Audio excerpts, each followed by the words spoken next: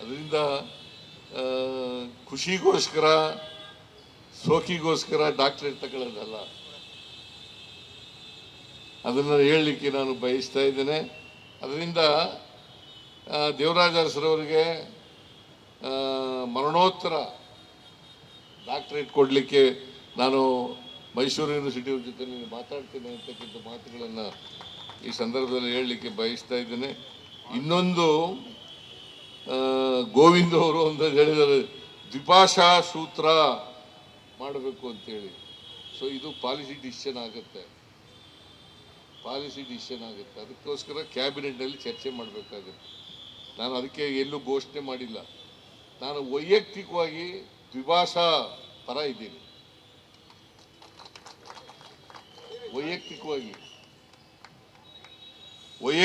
ನಾನು ಪರ ಇದ್ದೀನಿ. ಆದರೆ ಇದು ಭಾಷಾ ನೀತಿ ಆಗೋದ್ರಿಂದ ಕ್ಯಾಬಿನೆಟ್ನಲ್ಲಿ ಚರ್ಚೆಯಾಗಿ ತೀರ್ಮಾನ ಮಾಡಬೇಕಾಗತ್ತೆ. ಈ ಮಾತುಗಳನ್ನು ಹೇಳಲಿಕ್ಕೆ ಬಯಸ್ತಾ ಇದ್ದೇನೆ. ಈಗ ಒಂದು ಗೋವಿಂದು, ಈ MESನವ್ರು ಇದ್ದಾರಲ್ಲ, ಅವರು ಸ್ವಲ್ಪ ಪುಂಡಾಟಿಕೆ ಮಾಡ್ತಾರೆ. ನಾವು ಪುಂಡಾಟಿಕೆನೆಲ್ಲ ಮಟ್ಟ ಹಾಕ್ತೀವಿ. ಆಸ್ ಯು ಸೆಡ್, MESನವರು ಕೂಡ ಕನ್ನಡಿಗರೇ. ಈಗ ನೋಡಿ, ವಾಟಾಳ್ ನಾಗರಾಜ್ ಕಾಲದಲ್ಲಿ ಇದ್ರು ಅನ್ನೋ ಕಾಣಿಸುತ್ತೆ. ನಾನು MLA ಆದಮೇಲೆ 83ರಿಂದ MLA ಆದಮೇಲೆ 5 ಜನ MESನವ್ರು ಗೆದ್ದು ಬಂದಿದ್ರು. ಈಗ 0. ಅಷ್ಟರ ಮಟ್ಟಿಗೆ ಕರ್ನಾಟಕ ಕನ್ನಡದಲ್ಲಿ ಅಭಿವೃದ್ಧಿಯನ್ನು ಮಾಡಿದೆ ಅಂತಕ್ಕಂಥ ಮಾತುಗಳನ್ನು ಹೇಳಲಿಕ್ಕೆ ಬಯಸ್ತಾ ಇದ್ದೇನೆ. ಬಟ್ ಯಾವುದೇ ಪುಂಡಾಟಿಕೆ, ಗಡಿ ಭಾಗದಲ್ಲಿ ಇರ್ತಕ್ಕಂಥ ಕನ್ನಡ ಶಾಲೆಗಳು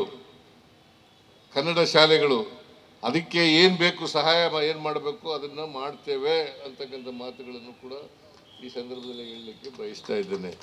ಯಾಕೆಂದರೆ ಅವರೆಲ್ಲ ಕನ್ನಡಿಗರು. ಆಮೇಲೆ ಮಹಾರಾಷ್ಟ್ರದವರು ಸುಪ್ರೀಂ ಕೋರ್ಟ್ಗೆ ಹೋಗಿದ್ದಾರೆ, ನಮಗೆ ಬೆಳಗಾವಿ ಸೇರಬೇಕು ಅಂತೇಳಿ ಸುಪ್ರೀಂ ಕೋರ್ಟ್ಗೆ ಹೋಗಿದ್ದಾರೆ.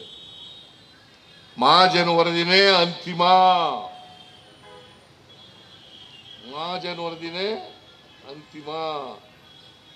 ಅವ್ರು ಏನೇ ಮಾಡಿದ್ರು ಕೂಡ ನಾವು ಬೆಳಗಾವಿಯನ್ನ ಯಾವ ಕಾರಣಕ್ಕೂ ಬಿಟ್ಕೊಡಲ್ಲ. ಬೆಳಗಾವಿ ಕರ್ನಾಟಕದ ಭಾಗ.